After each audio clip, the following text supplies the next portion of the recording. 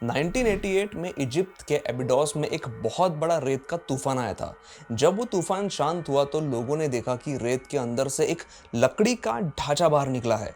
1988 में मामूली से समझे जाने वाले इस लकड़ी के ढांचे पर जब 10 साल के बाद रिसर्च किया गया तो ये बात पता चली कि इस मामूली से टूटे फूटे दिखने वाले लकड़ी के स्ट्रक्चर का कनेक्शन पिरामिड से था और इसी स्ट्रक्चर से गीजा के पिरामिड इंस्पायर्ड थे।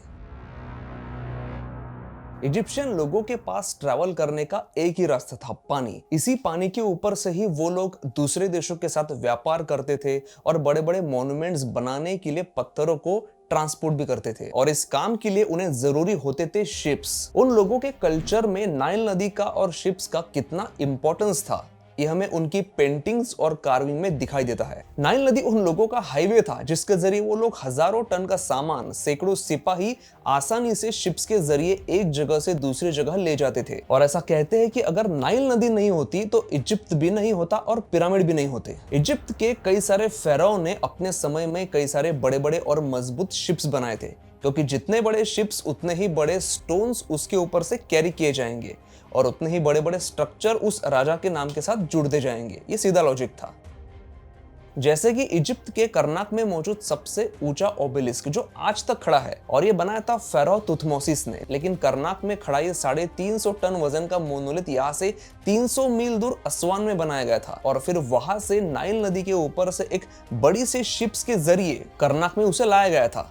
कहते हैं कि इस ओबेलिस्क को या मोनोलिथ को लाने के लिए जो शिप बनाई गई थी वो पूरे इंसानी इतिहास में बनाई गई सबसे बड़ी और मजबूत शिप्स में से एक थी। गीजा के पिरामिड को लगकर ही ना एक कैनाल जैसा स्ट्रक्चर बना है। किसी ने सपने में भी नहीं सोचा था कि उस कैनाल में एक ऐसी खोज होगी जो शिप कंस्ट्रक्शन का इतिहास ही बदल देगी। यहाँ कैनाल में एक जगह को देख कर ना कुछ आर्कियोलॉजिस्ट को थोड़ी गड़बड़ लगी क्योंकि यहाँ एक जगह पर एक ही लाइन में ना 81 पत्थर रखे हुए थे जो एक ही साइज के थे। तो उन पत्थरों को पहले हटाया गया और उनके नीचे खुदाई की गई तो नीचे ना एक एयरटाइट टूम मिला जिसमें एक बड़े से शिप्स के 651 पार्ट्स मिले थे जो बहुत ही सिस्टमैटिक वे में वहां पर डिसमेंटल करके रखे हुए थे। 1954 में मिली ये शिप इजिप्ट के फेरो खुफू के समय बनाई गई थी और उसके साथ ही दफनाई भी गई थी। खुफू इजिप्ट का वो महान शासक था जिसने गीजा का पिरामिड बनाया था। ये शिप इतनी एडवांस थी कि इजिप्टोलॉजिस्ट ने इसको डिस्क्राइब करते हुए ये कहा था कि अगर पिरामिड पत्थरों से बना चमत्कार है तो ये शिप बिल्डिंग के इतिहास में किसी चमत्कार से कम नहीं है। ये शिप 200 फीट लंबी थी। लकड़ियों को आकार देकर उन्हें काफी इनोवेटिव तरीके से एक साथ जोड़कर बनाई गई थी। लकड़ियों के पार्ट्स को जोड़ने के लिए किसी भी कील या मेटल का इस्तेमाल नहीं हुआ था। लकड़ियों को एक साथ सिर्फ पेड़ों की टहनियों से कस के बांधा गया था और जब ये शिप पानी के कांटेक्ट में आई तो लकड़ी के फूलने की वजह से इसमें जो गैप्स थे वो बंद हो गए और इस वजह से ये शिप एकदम एयर टाइट हुई थी। 1988 में इजिप्ट के एबिडोस में एक बहुत बड़ा रेत का तूफान आया था। जब वो तूफान शांत हुआ तो लोगों ने देखा कि रेत के अंदर से एक लकड़ी का ढांचा बाहर निकला है। जब ये लकड़ी के हिस्से लोगों की नजर में आए तो आर्कियोलॉजिस्ट ने उनका एग्जामिनेशन किया और उनके समझ में आया कि ये लकड़ी का स्ट्रक्चर जैसा ऊपर से दिखाई दे रहा है वैसा नहीं है, बल्कि ये बहुत बड़ा है और बहुत कमजोर भी है क्योंकि दीमक ने इसका काफी बुरा हाल कर दिया था और इसको अंदर से पूरा खोखला कर दिया था। अब नेक्स्ट स्टेप ये थी कि इसके आसपास की और इसके अंदर धसी हुई रेत को बाहर निकाला जाए ताकि इसकी करीब से जांच की जाए, लेकिन ये करना इतना आसान नहीं था क्योंकि ये पता नहीं था कि ये लकड़ी कितनी पुरानी है। तो आर्कियोलॉजिस्ट को ये काम काफी सावधानी से करना था क्योंकि ये काम करते हुए इस ढांचे को अगर नुकसान पहुंचा तो एक बहुत बड़ी मिस्ट्री जो इस जगह से जुड़ी थी वो हमेशा के लिए मिस्ट्री ही बनकर रह जाती। तो बीच में फिर काफी ज्यादा समय गया और सन 2000 में एक अमेरिकन टीम ने इस ढांचे के आसपास खुदाई शुरू की। जैसे जैसे ये टीम उस लकड़ी के ढांचे के आसपास की मिट्टी हटाने लगी उन्हें ये पता चला कि जो लकड़ी का ढांचा रेत में फंसा हुआ है वो 70 फीट लंबा है और वो एक शिप का ढांचा नहीं है बल्कि यहाँ पर ऐसी 14 शिप्स थी जिन्हें काफी सिस्टमेटिक वे में एक दूसरे के पास रखा गया था, एकदम पैरेलल वे में। अब जबकि यहाँ की लकड़ी काफी खोखली थी तो उन शिप्स को रेत से बाहर निकालना मुमकिन नहीं था, लेकिन खुशी की बात ये थी कि ये लकड़ी इतनी तो अच्छी हालत में थी कि उसका एनालिसिस पॉसिबल था। तो उस एनालिसिस से ये बात पता चली कि वो लकड़ी की सारी शिप्स 5000 साल पुरानी थी। मतलब आज के इतिहास में मिली हुई ये सबसे पुरानी शिप्स थी। गीजा के पिरामिड बनने से भी 500 साल पहले इन शिप्स को बनाया गया था और जिस तरह इन शिप्स को रखा हुआ था, जिन नंबर्स में ये मौजूद थी, उससे ये बात भी साफ पता चल रही थी कि इन्हें ऐसे ही गलती से यहाँ पर रखा नहीं गया था, बल्कि इनके होने के पीछे कुछ बड़ी वजह जरूर थी। सन 2000 के आते आते टेक्नोलॉजी काफी एडवांस्ड हो चुकी थी, तो एक्सपर्ट्स ने इन जमीन के नीचे दबी इन सारी शिप्स का स्कैन करके उनका 3D मॉडल बनाया। तो ये पता चला कि ये बहुत ही खास तरह की शिप्स थी, जिस पर एक साथ 30 लोग सवार होकर इसे चला सकते थे, और ये देवदार के पेड़ की छोटी छोटी पट्टियों को आपस में जोड़कर बनाई गई थी। और इन्हें बनाने के लिए जो देवदार पेड़ इस्तेमाल किए गए थे वो लेबनान से लाए गए थे, क्योंकि वही सबसे पास का इलाका है जहां पर वो पेड़ पाए जाते हैं। इन शिप्स को बनाते हुए ना इस बात का ध्यान रखा गया था कि ये ना सिर्फ मजबूत बने, बल्कि ये दिखने में भी काफी सुंदर हो। और ये सारी की सारी शिप्स कोई प्रोटोटाइप नहीं थी, ये सारी असली वाली शिप्स थी, जो यहाँ पर रखने से पहले पानी में भी इस्तेमाल हुई थी। इससे पहले इजिप्ट की कब्रों में जो भी शिप्स मिली थी वो सारे छोटे छोटे मॉडल्स थे। उन मॉडल्स को देखकर यह अंदाजा लगा पाना बहुत मुश्किल था कि वाकई में इजिप्ट में उस समय इस्तेमाल की जाने वाली शिप्स कैसी होती होंगी। लेकिन फिर इतनी सुंदर और महंगी शिप्स को रेगिस्तान में किसने दफन किया था? अब ये बात तो पक्की थी कि ये जो शिप्स थी ये जिस किसी की भी थी, वो कोई साधारण इंसान तो नहीं था, क्योंकि ऐसी शिप्स जिन्हें बनाने के लिए लेबनान से लकड़ियां लाई गई थी, उन्हें कोई यूं ही रेगिस्तान में दफन करने वाला कोई इंसान मामूली तो हो ही नहीं सकता।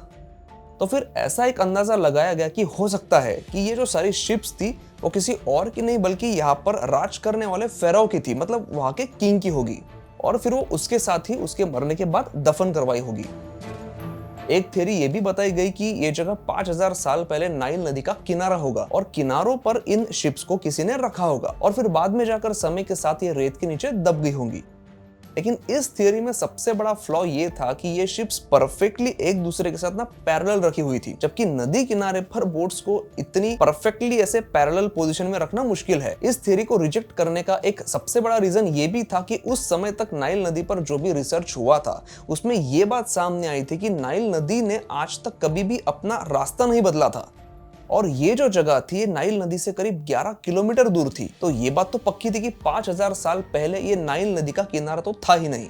तो फिर एक्सपर्ट्स ने इन शिप्स के आसपास का जो इलाका था वहां पर खुदाई शुरू कर दी, और जैसे ही ये खुदाई शुरू हुई एक्सपर्ट्स को ये पता लगा कि इन्हें बस ऐसे ही रेत में नहीं दफनाया गया था, बल्कि इनके चारों ओर, मतलब चारों साइड पर और नीचे भी ब्रिक्स की काफी मजबूत दीवार बनाई गई थी, और जिस आकार की ये शिप्स थी उसी आकार का वो कमरा भी था, और उस कमरे की जो दीवार थी उस पर लाइमस्टोन का प्लास्टर किया गया था। अब उस स्ट्रक्चर को देखकर एक अंदाज ये भी लगाया गया था कि जो ईंटों का स्ट्रक्चर था ये एक तरह की कब्रगाह थी, जिनमें उन बोट को दफनाया गया था, और उस कब्र का जो ऊपर का हिस्सा था वो मिसिंग था, जो समय के साथ खराब हुआ होगा या फिर टूट चुका होगा।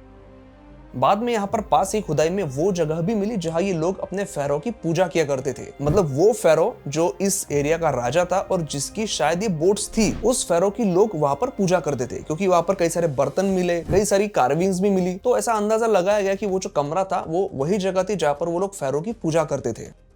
तो जो वहां के बर्तन थे, उन बर्तन की और वहां की ब्रिक्स की जब कार्बन डेटिंग की गई ना, तो ये बात पता चली कि वो स्ट्रक्चर उसी समय का है जिस समय इन शिप्स के लिए इन कब्रों को बनाया गया था, और यहाँ की दीवारों को भी बाहर से लाइमस्टोन का प्लास्टर किया गया था।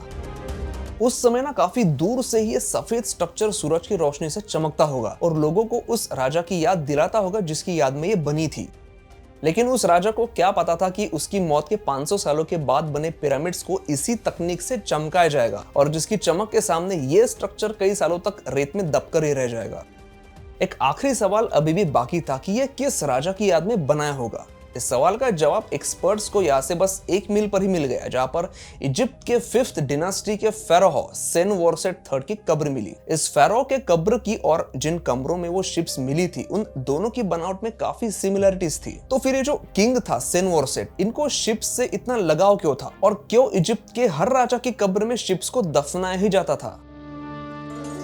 प्राचीन इजिप्शियन सभ्यता के लोग मानते थे कि उनके भगवान, जिनका नाम रा था, वो गैलेक्सीज में ट्रैवल करने के लिए अपने शिप का इस्तेमाल करते थे, और ये जो इजिप्शियन राजा थे ये अपने आप को किसी भगवान से कम नहीं मानते थे। उनका ये एक ऑब्सेशन रहता था कि लोग उन्हें भी भगवान की तरह पूजे। इसलिए ये जो किंग सेनवोरसेट थे, इन्होंने भी अपने आप को भगवान रा का एक तरह से अवतार मान लिया था। तो फिर इसीलिए उनके मरने के बाद इन 14 शिप्स को उनके साथ, लेकिन उनकी कब्र से थोड़ी दूर दफन किया गया था। और इस वीडियो में मैंने आपको इजिप्शियन लोग शिप्स बनाने में और उन्हें इस्तेमाल करने में कितने माहिर थे ये बताया।